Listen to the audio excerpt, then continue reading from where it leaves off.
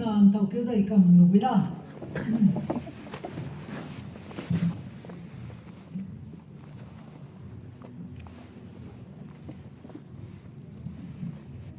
ine nhiều thứ gì bằng bè anh go church ke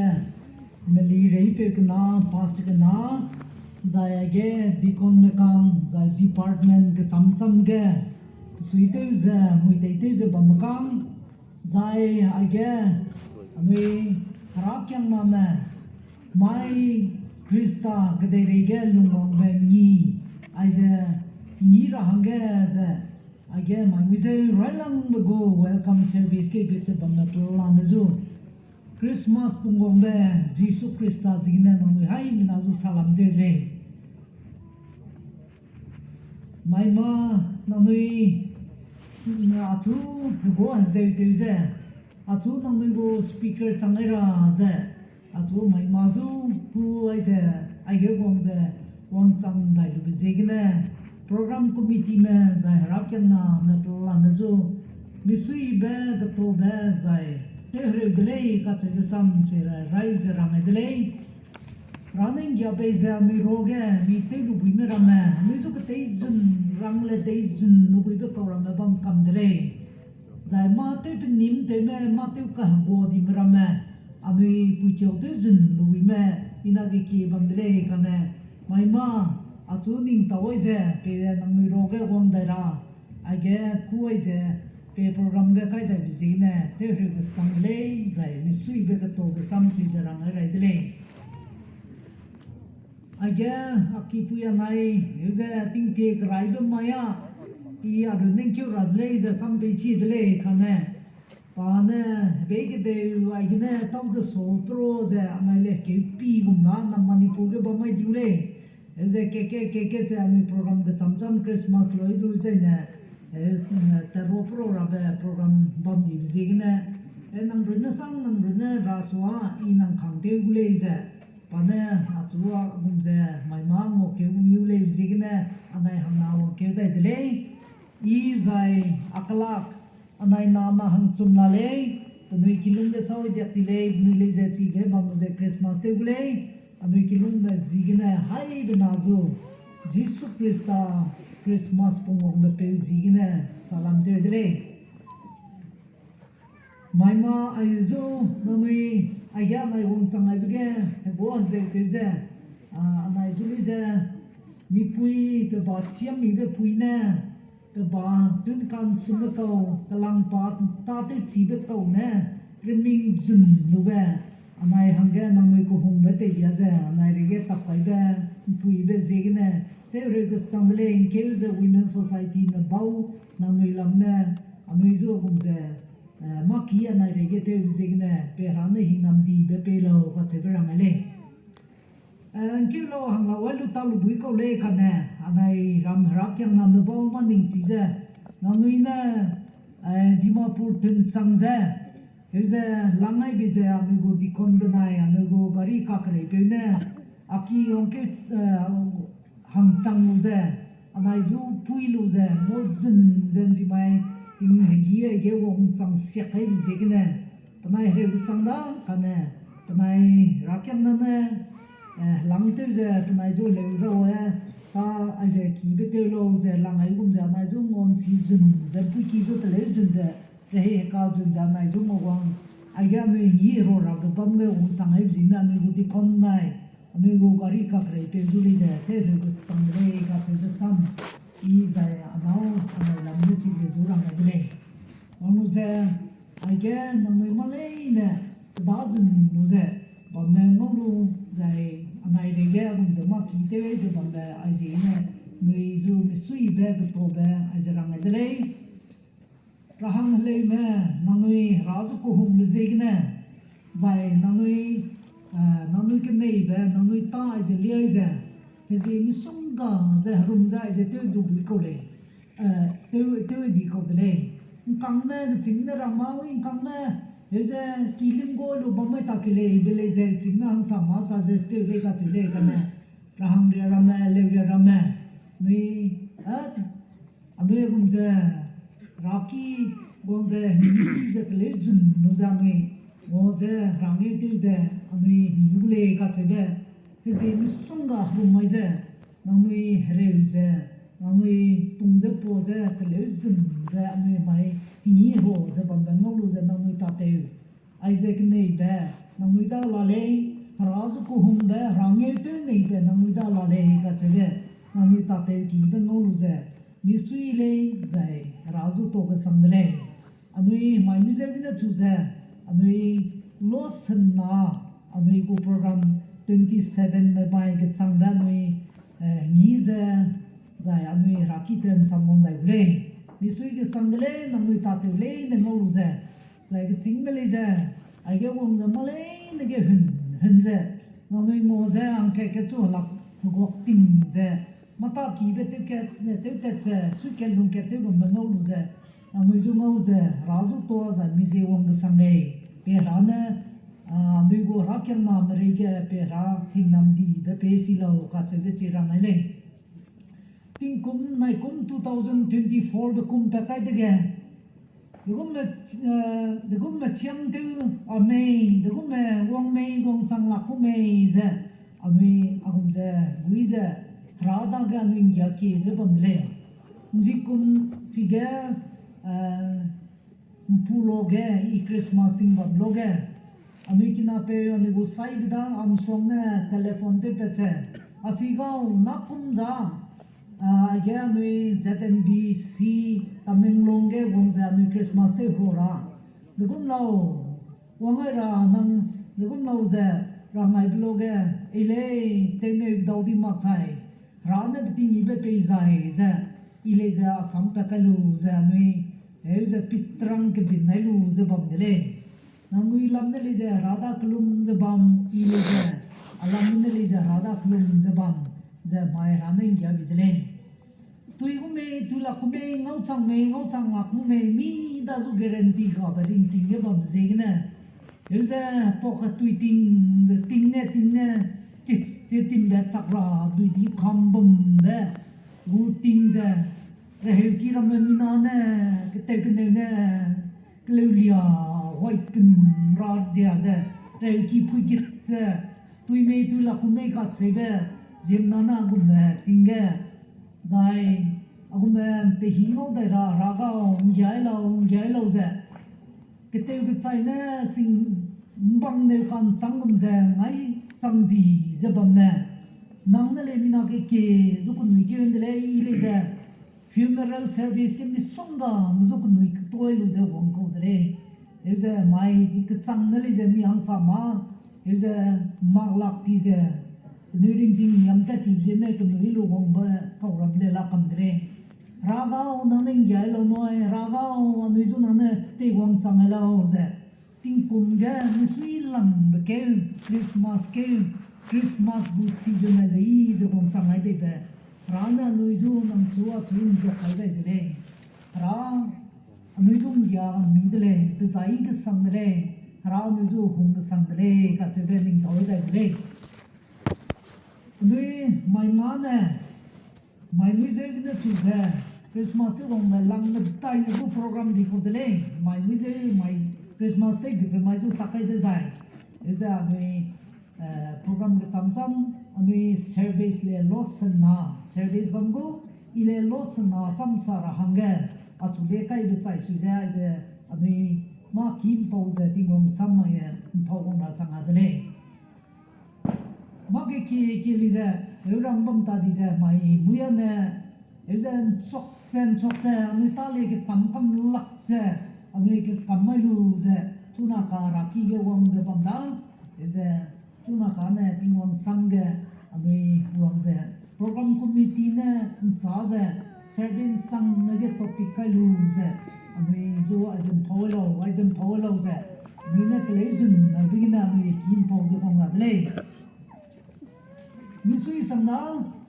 running ya be je tuna ka Christmas bam je Christmas ai jo wong sang je bam dai le ka che be ami pau hang ka sang dle ami mai museum phawra program committee ne kai be za Zohan ket bu ket kene as a Bible gu topic ta je maya ne Bible ne sa ja rangal de gong dia dele ai giờ newspaper nó ngô lạc này magazine nó ngô lạc này giải dictionary nó ngô lạc này còn Bible cái này ngầu về good topic gì đó giờ Bible cái này anh kian sam giờ ai giờ tin cái mặc lối giờ mai mới giờ wa anh cũng giờ mình thấy cũng là thế này bam bam đi về ra cả thế này eternally existed God Hara bam bam be hara ai giờ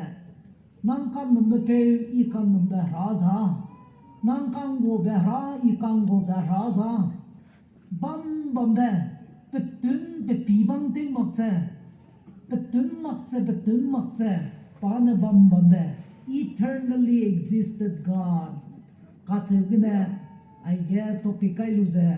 anui kina puina anui mai sambam ze pa na kya li ze kya mizun ze kya lian chi ko ngai ne ina ai ge anui ngeu ze te bok na dele rang ai be rai lang be ge sam ze bam dele ze sam ze hra da ge bam le zai sam ze hra di ko le ka che le sam ze hra dele zai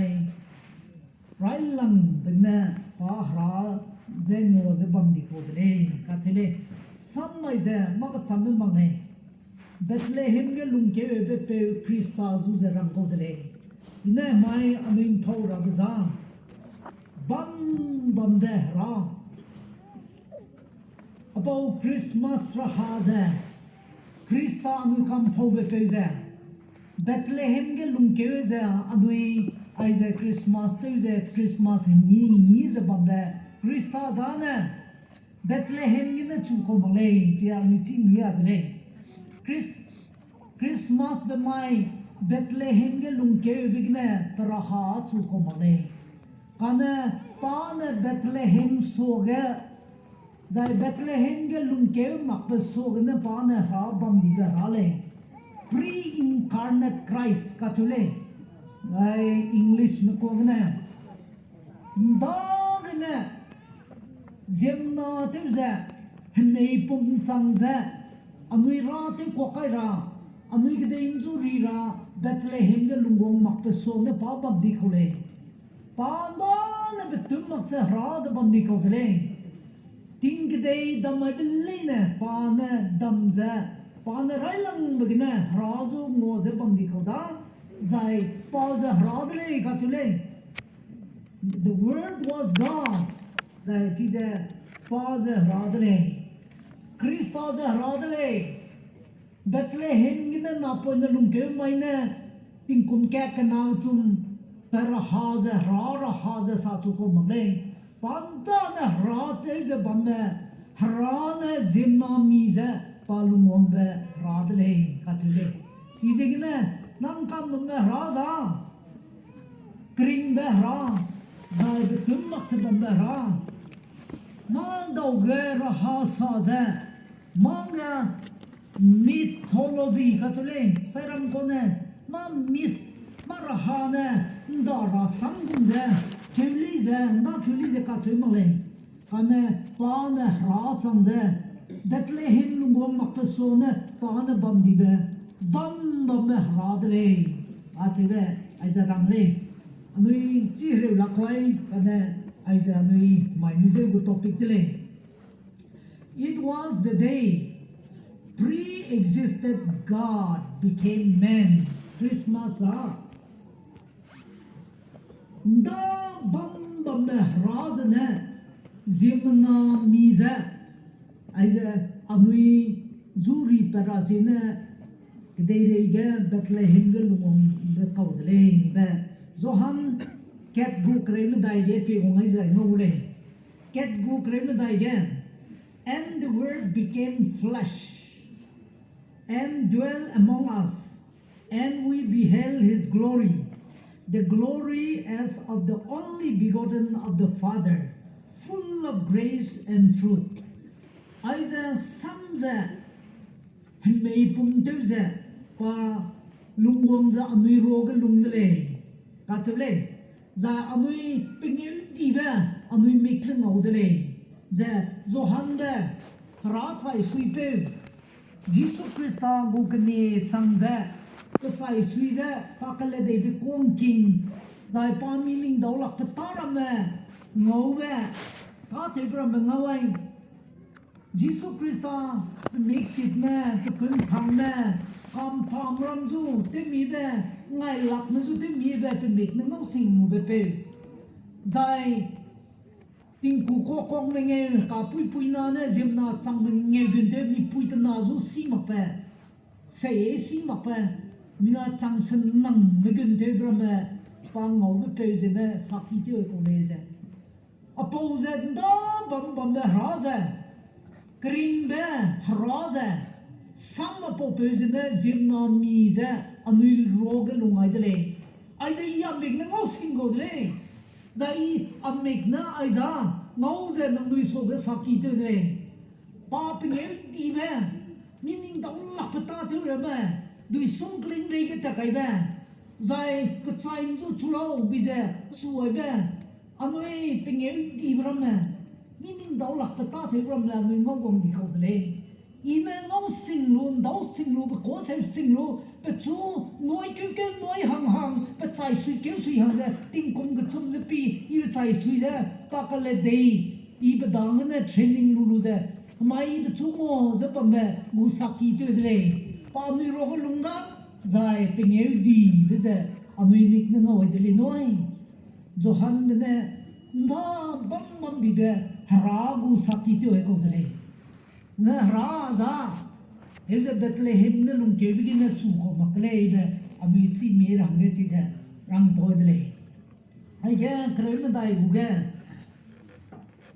that His glory and the glory of the only begotten of the Father full of grace and truth. Pa tana harana na kune,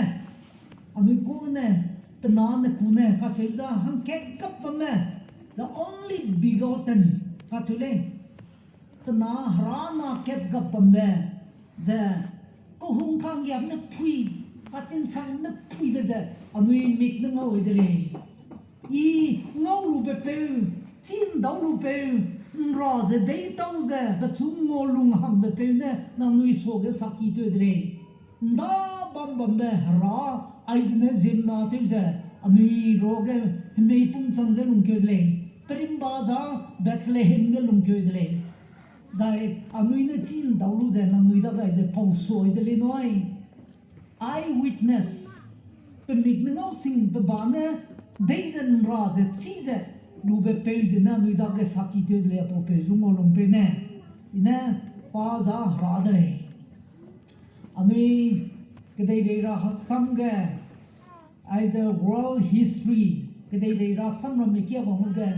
thadong me mi sung da ke dei pre ge gong ge cham cham lung mong de le zim na ma si me pe nge di be ko ra me mi sung da ke dei ge lung gong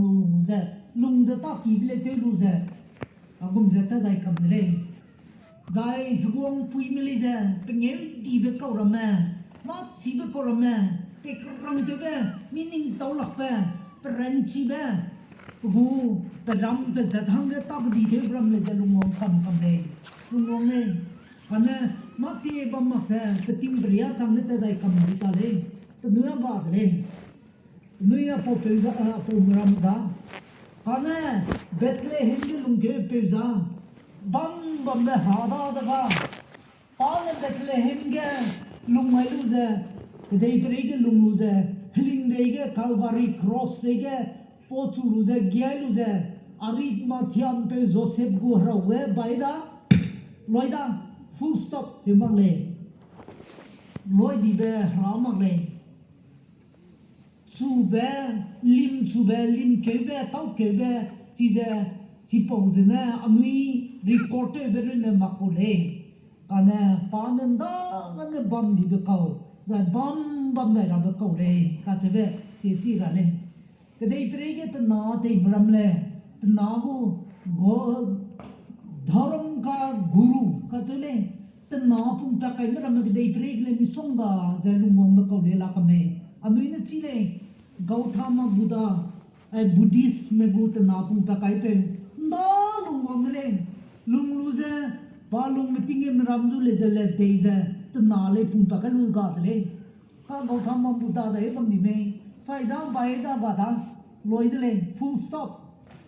ka pelam pelu chi ta le dai bam lo buddhist me chi mang le loi de le sau de le anu chi le Confucius ai ze Chinese me China me gu te na Confucianism as a pum pa kai be pe ze no luang ko le lung me ting e te na lam ne ke te de le sai de le ga de le kan na dai bam di me dai ge lung di me loi da full stop de le ke dei ge te na te imram te na pum chu imram me anu chi le Krishna bam me bam mang me dai ge bam me ka chi ta de le Hindu me chang le je ne de le chi ma le bu le dai Vishnu le ge Kali le ge Hanuman le ge Prahasa bam zo dai bam lo de ko me thak tu lo me chi ma le ta kom ni I Mysore ge Bull temple ka chu le ke tum sei ne ma pe gem chu tum ge ke tum sei Zeme me te du ve temple song of ge gu Hinduism Hindu me gu te nalam study de lo research lo at ne chi ge pujari ko rame Hindu me gu guru ko rame ka ke te na te ko ram zo namoi chai ke me mai dai te ka no chi ma le ana ka pli brahma chi sia ma le chai mai ne chai thak te wa nu hel chen namoi kan numra pe Hindu mara pe dai bom no chi ma le ya rang chi la le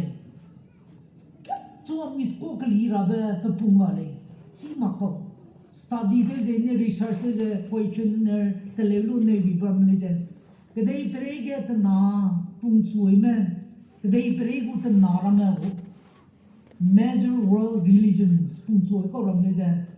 dai ge pa me de gu me te ke me de gu no gu ga me le chi ma pe ni adre anoi chi le Guru Nanak ai je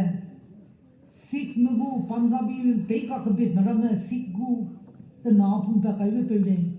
sai da bai da loi de le ka le te bam ze chi ta le sai de le ga de le Mahavir ai je anoi Sikhism ai je Sikhism ai Jainism pung pa kai pe ai Marori me gu Rajasthan ge pnu gu te na ai je Marori me te kan ting de le Mahavir le je te na pung chui da ta ta loi da ka mi zo ka ne plam ple ji ta le sao ai ti ko de le sai le full stop ti ko de le em nui ne je te ke bom so mu nui ra pe nui zo mo da la le ne tu chi dai ta le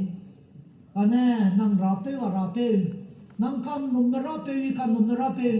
Bethlehem ge harana jimna te ju lung wang ai be pe ke dei re gi lung lu je li wang je tingim te da di pe wa ring je bom be ami ring tingin den dau le ma ra ha ge ne bai ne ro ai bi mak the mai ka mai ami lung be ge ne ami chi je kan dau le mai ami zum pho bom le mai mi na mi song ga me lui lung te kli ye je bom le mai te je ne je bom be ju le ka le te mi bi je healing te je la le Rui ne pakla gane pause anui hang prophecy vision rang le je anui zum pause te ki bombe nang rape za bam bombe ra de ai je anui chi chama ra de na pum pe ra me de ne anui ai je anui chi chama ko le Muhammad ai je Muslim rape ke de ge te na dilang me pak na be te na dilang za Christian me de pak na ge Muslim Islam pung pa ka le pa te lung na Jisu te lung te ke dai ge ma zu ko da do lak te lung de le hemui ge sia te be ko ne le po Islam me ai Muslim me but na pung pa kai pe Muhammad te nau kre ke te ko te nau te ro gu le na poi na kun surok na poi na le na poi ju nau te ko ning do lak pe here's a life testimony Kata lung liya be ta lunga adui ngo to lak pe herei kum kare lung ne lo riak ta sat sa kutum kum kare lung ne herei te ko le po pe ja ki nyu ne hinge ki nyu ne pu mo dia ka riang za hu za jem na zu giết đâm ra ta ta nạp bung chuối câu này có lôi đó bài đó lôi đó giờ đại đại cũng giờ ai Quran ai giờ Muslim người gu kan chỉ về lưu sĩ quốc thế Muhammad chú bề mấy cái chơi lên cái trang ấy mi chú chỉ mang này pro happy của ấy mi chú chỉ mang không để cũng là bề mấy cái niệm này lấy cái chơi mấy cái trang ấy nuôi Hindu mà cái Muslim người gu scholar cái trang ấy đang chỉ mang này Talam beliau cuma ke tham je ke mit ke rasa na doi pro lu je hele je ke rasa ben nya na te lu je he je ke mak je ke mei je ke myong dio lu je lung ki ka ke rasa ben nya na ke chi di ra hi nge te ve ta na ke chang nei dai ta ka ni mei du gum le ko mei Allah lu je mi le ka chang le je ching chi ma nei ni ram na ta na ne toism ai je ta na pung pe li je Wangda, lungda, tata, loida. Anu jibe zero strainism. In da Babylon me Mesopotamia me kedege the napung pepe zero strain le loida. Saida da mi lu kedege mi chita ne the napung pepe ne. Mina ke kedege perege agum ja anu pau za donam nai rani ga dimniu. Heze loida. Wang di be hafta kena ting ne, aja suile puya na hangrum ge, rani pui bam be bam ne ke lu je golden jubilee je ne ke ke le, je anui ti gele hong ke lu za handai le, je anui nai abda anui pui ada, je te na pung choi da, dai ge Hera deli noi, aja tingim pui deli noi, ring rab za deli beli je nui jun pui deli jun nai be ga le. Heuze ke tham ze te na te bom sono heuze te dei prege te na pung so mi le mi songa te na pung so ibam me kane ta ta da loida kane pa ka sambe nang kam numra I kan numra Christmas ra peuze Bethlehem ge lung ke be peuza betum mak se bam be ra zai ba ne betum mak se bam gule nang gu hra agu hra nang rape za kapling be hra ring je bam be hra de ka te be aja ami sui ra ko de ami bible ge ke to be le ge ne ami pi go nga ami ngol le psalms ge ne happy is the people whose God is the Lord. Happy is the people whose God is the Lord. Sao ze bam razu ze prape te lume pe pauka haga me be sui me pe doi me dele ka chule hele lu sige anu Psalms 33:12 ge wai sige ro be hara bam ra ndon samte ze tingong ngo bam ra apo pezu ze prape te lumle na nui po ga sang le ka chule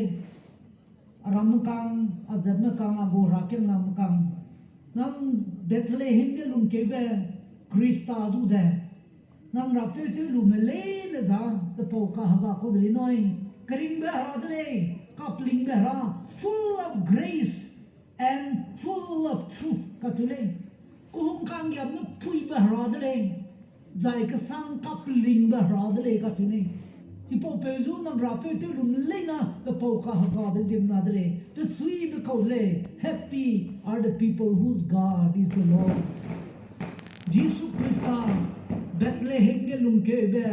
na ai ju de rape te luma te po ka ha be ko de perim ma za pa ne bam me ha le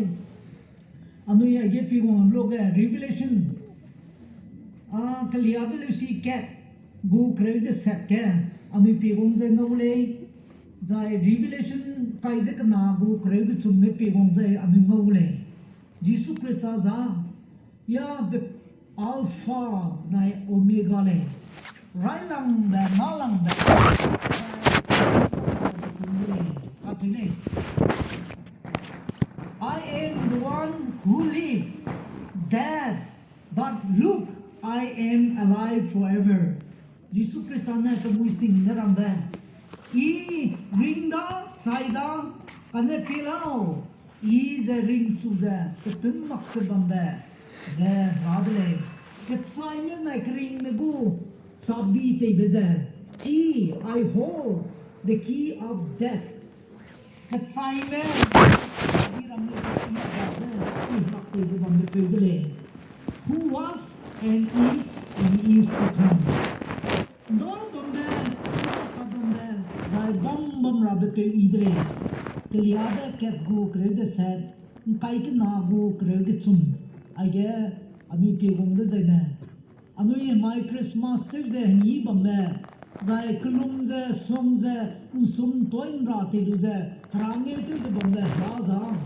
the ring bear, coupling bear. Kang gyab na pui ba radle dai betum mak se heza aigna bunga aigi tam pan ni ga de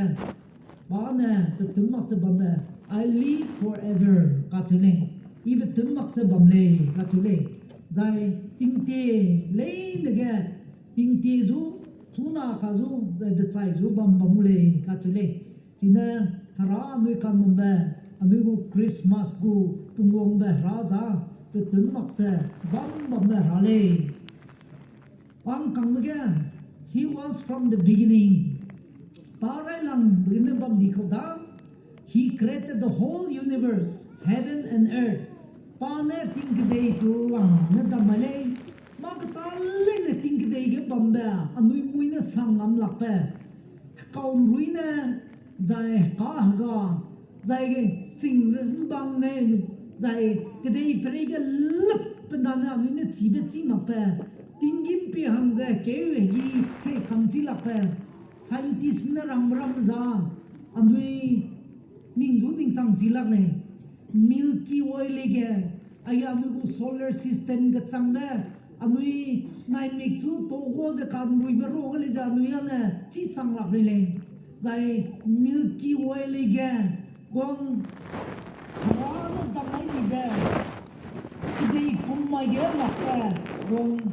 Tingim ge the book me teki bomme Kata de heavenly body Nana Lana Alina tingde ye bomme lina Mazu pande damai lakka Katu ba le katu de ni Nang rape wa rape za meaning daw lakpa raka udle Bethlehem nge po yan lugelo ko nga be na po ine zukan nung kumakle tingide in pope rare rape magtali na lappe pekring bambe pekring gabe di sungkling kange mina chitsang lappe ay plane tingim ga nui ning pet sang chil lappe apora me plane ze rana damai ko dile Lui ia ramai dile James Irwin ze ai de pa keuge tu de 15 Apollo ko I Calcutta Bible College ke lesi ki tei bam loge Calcutta ge kang me tu gu team gong ze global singers ka chebe dei trei go pro ze le te pro me mazu mo lu ni group gong nei James Irwin ko an ka dei trei ge scientist ko le hang keuge lang nai lu ze tigine to go research to long keu dai ze ke dei trei pla ne pu ke bi ze ta kai be bam le ne gospel popuro pe le America ne pana hang lu ze ke dei pum ne ke dei pum ke ze keuga hang lu ze ke dei pum pe ke lu ge sei ne naria ram marble pum kan khaw pum men sai na pa mau le keuge na pa bam lu ze ke dei pum pe lu ze pa gum ze Bible Isaiah le Johan ke chum go kresro the rane ke dei ze hung du nem ze pa han ke gap kom de la mai ham kete betu ke nei man ba ra ma le kan ring de tin mak pa no le ze pa ne rang ga mi da ke ze rang te de gum ze I ning dau la le I abu ke I abu rocket te lu ze ke gi ting gin ka ke dei ka ke ro pro ba dong ga de ka chu ga le abu rocket te hung ze ke ge tau lu ze abu research te pro ba ma du I ning dau la ko ga le ining đó là cái sang ba để cũng giờ đó nè cái đây không quay nè pin mình nên dạy nó bằng mẹ chị cái Zeme na lùng ra bằng hàng cái phần na hàng cái gấp tin cái đấy mi xong gặp ra mình ngày tuần giờ chị cái mình na ra mình lùng mình gì cái nè phần na hàng cái gấp chú lăng cái mình ra cô không có tăng gì vậy đi nhưng ngày lúc à đông cả sang mình phải chỉ còn sang lại này ra cô không có tăng gì vậy rằng nó làm cái này chỉ nè nang cô nang dạy y các lùng về ra bam be ra Bethlehem ge ni pami ga hana Zeme na ami khoi ge ami ju ra te ko ka de king ge ami ju ku li gon da ra kring ben pu ge zoi da ra ami ju phe ke de hara da ami ju ge pana ami hange chai be pe da ami ju Bethlehem ge lung ke be pe da hum kang ge apne phui be ra de le ka chule Kuhum mazig na kang kêu cô dre, tiếng cái đây đam mai bên linh cái kết chụp anh này thấy mặc bè kết chụp cái này, Johan kết gu cái na cái chum cái nu ka nu kia na pui này kết le scripture reader nè, zai PSC này me bam za Colossian này kết gu, pedum kreming cái này kreis na zai, ai cái này cái đó le, Paul bin na rồi bè, tiếng cái đây mà linh cái đam bé linh nè, còn nên đam mấy mặc cái kết thúc cái này cả chơi lên, thì nè Hera ai ra, Bethlehem cái nè, chú bé Hera mặc lên, anh pan tiếng cái bom Hera nè Bethlehem cái vòng chơi lên, Juda mà plum pum ra, Juda mà Jesus Christ azu tevra, nimra, bichara, wakchara Nui lumpum ze phebza Jesus Christ na is rang bi je ne kole Johan the set ku ringe ze the set ke John chapter 8 verse 58 Jesus Christ na gun rang bi kole iya ne nami tel Abraham nami pele de nami ku de bam so iya bam ni kole I was before Abraham evi ge saula nang Damai ai ge Joseph na Mary le na Nazareth ke nang niklo ge ni chi ka kau ai le nang Abraham so ge pam di le biza adang na tu lum pum chu bele ja ai ge captain ai je ge na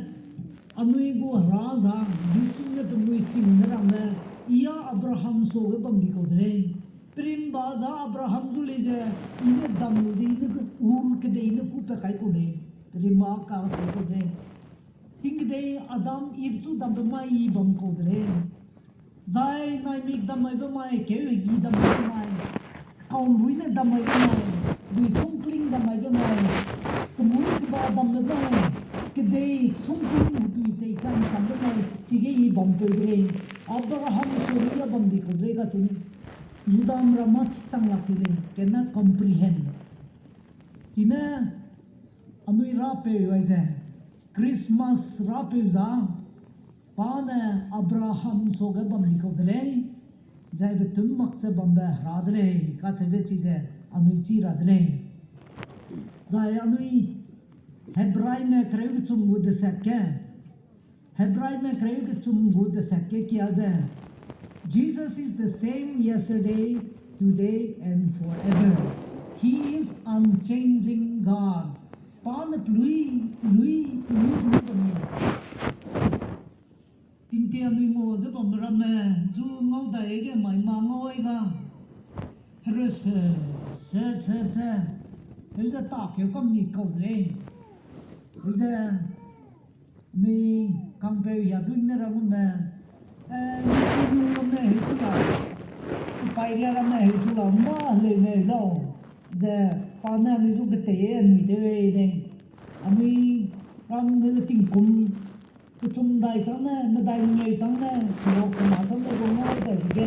yin na ne lo ga ta kule ma pa gum de hui ke de res che ki hiao gom ni be na nui le a chu ngoi dai de zai na nui a chu ngoi de te ti pom pia de le ma ya ge ge ngoi de ge res ta de le no mi sui sia ga sam le hui ke di ko de le no mi de no pa ka ne Amia will not leave the taking of me. Pelin Pokanda, Pelin Pocket Kanda, the Galen I take a Miko Miadida, Zim not Lumuna, who says a Hidley, and Ibrime, Credit to move the sector and Nam Rapeza, Louis Bande. Yesterday, today, forever, Jesus is the same. All may change, but Jesus never. Glory to His name. Glory to His name. Glory to His name. All may change, but Jesus never. Glory to His name. Jesus Christane, nda mai, so mai lui bamne, matla nekli zet se bamne zu. Jesus Christane, kli zet makte bamne, nang rape, heuze kli makte razu nang rape te luzine nang pohagadle, kli zet makte razu I rape te luzine I apohaga sangne, heuze Mina zuane, mi kan num kai le je, ting wang di ta keu di, ndo klagi tung bam le klak sia keu dai di, da pren chi jam ma du ma, mi zu me ken wei ko le je, ka na tu po le, mina kli di ta ko le, mina da ga mi kan num kai ba, ma ti ma kan nang ka hui be te phui lak ki le kan na, hara da, pren chi ba ra da pren chi ba le noi. Bamle Zai kuhung ba kang jab hada kuhung ba kang jab ne te ja bamle Zai anoi ju healing te ngam me pe za kale ja paguren chi bam ja healing te ngam ja bamle hara ka sia ju go toy be pe ja mai le pren chi bam ja please and da mai goi bum ja mai le nang da na go to lu ra be ren chi ja please bam apo please ma fan Lui bam da hazu amira peti luba ma tanang raga le king raga le zai ma zu nilung ge amilung lung na punga ga le pa mi zu ma lu ni den ji mai le den dan chona ni den pa lui den pren ji de ji de na amui ra pe za please ma ta ra le ma pla ne kli je bam zu pa kli ma le Kaum ruina koram le kli gondi zabamne beting pi hi sai sui ja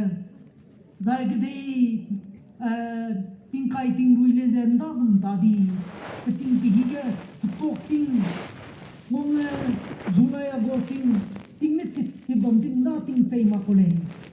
ai ja kara ting kai wong ja March April ting ge ting sei ne klum wong bam thongo wo na ting a pok tu ting le ting sei klum wong ta le Zai ting tian ne ting le po lum mang le kan ne ting lum ke di le ting te gum ta di ko ke dei le ja lui cham ni ko le global warming ka chule ke dei be pe phum lum mang di ji ne ting kum kain re ha dai ring e bam mai zai city ke di be du sung kling kung e bam ram du nai chi di mina lum dau lak ti le la ne we ting lum di ji ne global warming ke dei phum ja lum di ji ne wang North Pole Rayman Kangma Kabin but those who came up from Manka, who kills a Duis and Kana Duidivas a KB Bidico name. The day prayer, Kli, the Paklo, the type of Nakana, Kli, that Mata Raman, Naga, Bethlehem, the Lumpe, Christmas in Pope, Christmas in the Pizza, that of name. Tia betul no malam betul lupa umle na zang betul igule kam again pa za ra guang re guang da rape gule Revelation Christ kuigo Christ roken piranzai he is the King of Kings and the Lord of Lords katule guang kedai bege kanu rangai gum guang misunga guang pui guang pe me misunga lumone Kanati po me rege hagong za hagong dilang beza radle rape Lord Krishna lege Lord Vishnu lege Lord Size Mahavir lege ma Lord Rapi ke pun rapi tu lu kolum je gong kau na gong get je hem zai tu lu je ra tu je bam ram ra mi songa ke dei ra ram la le kan to ra ram le ra di lam za nang rapi Bethlehem ke lu mai be pe je le kli zat mak pe bam ra je pa je le ka che be che anu chi le no king is in his equal in his match mi zo be chu te ke da ra za zang gum le po Krista Bethlehem ke lung ke be Jesus Krista zang gum le koi ke da ra ke chu ga le tên da ra be ke chu ga ko le ra tham chi lak ti ko le ram zo nom pe ne nom me ne ram de an nawa be ki dong ro ne ya an nawa ta ko le ka chu ne ra ke ko le Jesus Christ nang rape nang chu a chu ri ram Bethlehem go luang be Christmas rape za ko de ni noi ma ra su te ke da do la ma ne su te lu za ko me ni za na ta che be te ke da do la pe ra le ya nu chi le Johan Kreng dai go sro kerang again he is the way the truth and the life no one comes to the Father except through me ka chu le pa zang phui da zai ke sang da zai kring bedle ra da ke gong ra de pe ting mong da gong ram phu de sam le ke chu ga le de da na ru ma da ra mi zo ta na pung chuai mai Zeme gi kru ka ka sa ram tho le mi zo im phui de le noi ka chu ga le ra chong me ya chi mang le ka chu te na pung pe ra ma phui kring de de ko mong ra me ile chi ma le ile pe le ka chu de nya le noi te na pung pa kai ra me ka ne nang ra pe ne ram chi chak ka be Johan Krem dai go sro ke im phui da I ka sang da I kring de le noi a da no ku ra de le noi ko na ma thai be cricket bu him re kai san kai sku him re da ni pi gong lo na no pe de le na da gong na I no no zu pe sa wai bu le na no da na ma chi lu lo ya zai ko le abu gong kampung na African sa ka sang ko le wala open invitation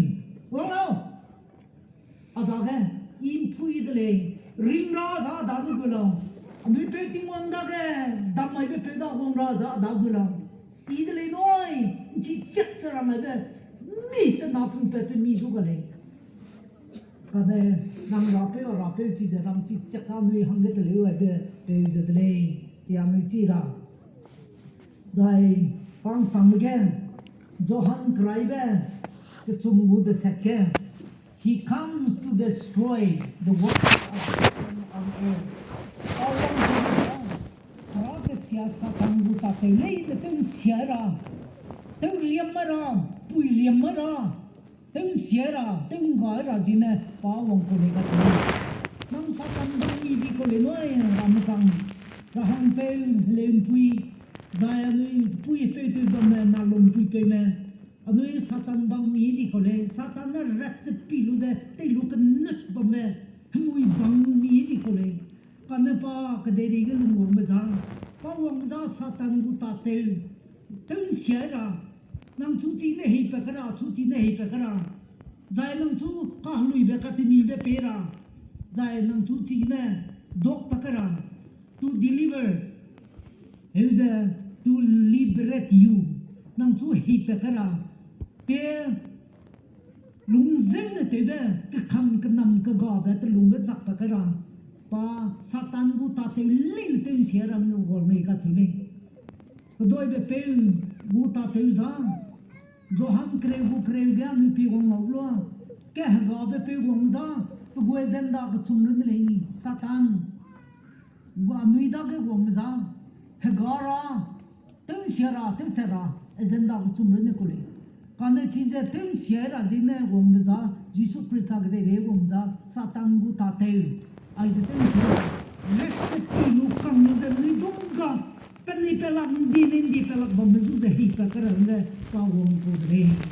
Satan ta te tung siara nang chu Satan gu re gi ne takhli pa kara tingim phu ge chakara asu kering lu de kena katam ka lu ku se hamre bai the dogger is the bamiza pam kam again 2 Timothy chapter 4 verse 1 Timothy ke nabu ke madai bu ke nu pi ko ngawza pan na kering net na ke tsain lu samram le ka tune malai na tin gina jemna ra helung ke di ba dai lungom dai ra ba pa betuma sebab na za no za betun gina be pibang betun pla na no pla pik ngom tuin rui bam be peuzena anui samram dau ko le chui ke nang chi ai chui ke chi ma pam ram samram dau la le chi pla rit cha krai na chi tuin rui bam be peuzena kering na sam le ram gu ke tsai na sam le ram gu pa na sam ram gu le ka chule ina mai ra ai ja ren chi lang ga ra ma ta ling de bam na ra zai ma ta ling de chin tui kon ri ba ra de le ina bam be ra ai ja Christmas ra pe za lu ke kene Bethlehem de ko lu chu lu ta dai bi na loi de le ka chu de ra ma ko de ta ra nai sam ma po pe za sam ja ra da ga bam bi ko da zai sam ti ja ra de le zai ma zu ting ge de ai ge da mai be pa na si ma te da mai be ke chu ga le pa ni da ma a chu na anui mai Bethlehem ge anui kristalun ke ra be anui gu ko ze bam lo ge pe ze rango kan ya be anui lungge pe je kristal zu lung ke lu be chang kam rang ge pe rana anui zu hin na mai bilau pa ze Bethlehem ge lung ke be pe ze mai nang lung ku tum ki ge nang lung ge pa lung ke ra hang ge pa kemui ge nang gu kam kemui nang gu nung gu kam ke ke ze la ne Revelation kaliaba the chumbung kai gerang be behold I stand at the door and knock if any man hear my voice and open the door I will come in and sup with him and he with me katule pilala inang kam ge sabu ze ka ke kele chau ma ko selu zen kam la kai me ip lunge ge kule ke chungo takte ule pale ja chungo ze takte ule mai Bethlehem ge lungke be Jesus Christ azen nang kam ge sabu ze azam pui ga inang lungge ge kule inang lungge kring be pung ngai ule nang chu hin nam pung ule lung zen te be nang lung khatmi be nang sui be zai nang lung wong sang na talung i pe ule happy kan sa be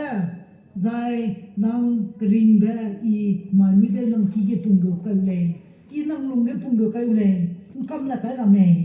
kam la ka lao i nang kam ka ke ke ule ze mai nang lung kam ges sab lu ze nang lung ka ke ke ule bam le ra zu ze nang kam pe te lu za bam le ra zu ze nang lung ge ku le za dai ze ge nang po ga lao Christmas ha je perim ba bam be Christmas sang le noi hing nam bam be Christmas sang le noi za po Christmas ha je ning tau bam de eating tia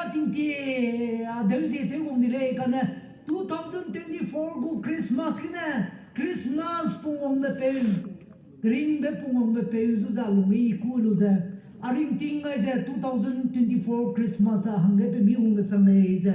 nang ring ting te kli hi ebe go Christmas sang le noi ai gina nang harazu a dau je nang mung ku lu le za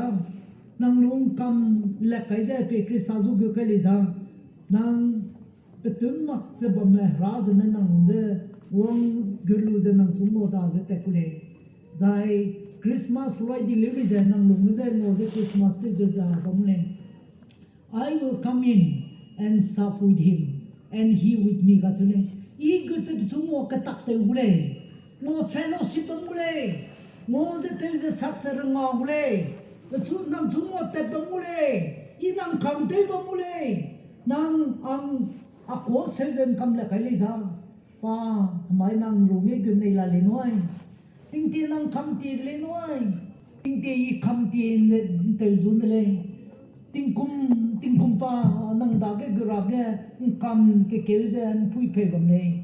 นั่งเนี่ยคำดีจะไม่ก็จังเลยกองบำเลยใจจ้องจีรานั่งพอเสียไปจิมนาจังไอตากูเลยไม่เบ็ดเลยเห็นแกบัมเบราลุงเกวเพบเจนั่งลงเกกระหังแกคำกาเกเกวเลยนั่งตะโกเซลจะนั่งลงหงสุลน้อยนั่งตะโกเซลเลยจะนั่งลงหงสุลเฮบรายนกูจะเสร็จกูเคยกันนาแกอีเป็นไงมุยเลยนั่นเรื่องไหนกูเลยใจเป็นไงก็เสียมุยเดือดที่เป็นเลยนะอีลุ่นไม่รู้มาก็จะไงจู่ไงตัวอยู่เลยนิ่งได้ละเลย I will remember them no more I'll forget itนั่งที่ปองไปเลยที่ปองไปเลยนั่งที่แกนั่งที่ปองไปเลยที่ปองเสียเต้นั่งที่เลี้ยกาที่ปองไปเลยนั่งแรกเอานั่งที่ปองไปเลยกำมาเขาอีจีนนิ่งได้ละเลยอีลุ่นที่เดี๋ยวลุ่นได้กูเลยก็จุดอีนิ่งได้ละเลยว่างเราก็จุดเลยทำไมนั่งทิ้งมิกเลยน้อยนั่งกูคริสต์มาสเลยน้อยหมายถึงชวนไม่มีอังสามาแต่ตีเขาเลยยันจีไม่กินเนี่ยมีอังสามาแต่ตีเลยน้อยนั่งไม่อากิอานุกิตายกันนุกูวิลเลจกันระหังเพลลุยเป่ากองนี่เป็นซันเดย์เนี่ยเลยเป็นชุนโมบายลุยเลยเก่งเกี่ยวกันเลยเป็นชุนนี่ไงลูกมีกุยซ้อตับไปเลยอีอันนี้หังเก๋ๆชุชีบังกูเลยติ้งคุมหินเลยจะเสร็จเลยเป็นน้าวเนี่ยน่าป่วยเนี่ยก็น่าสู้โซ่ลูเป็นน้าวน่าป่วยเนี่ยสู้โซ่เลยวังเจงารีเตลูจะงารีเนี่ย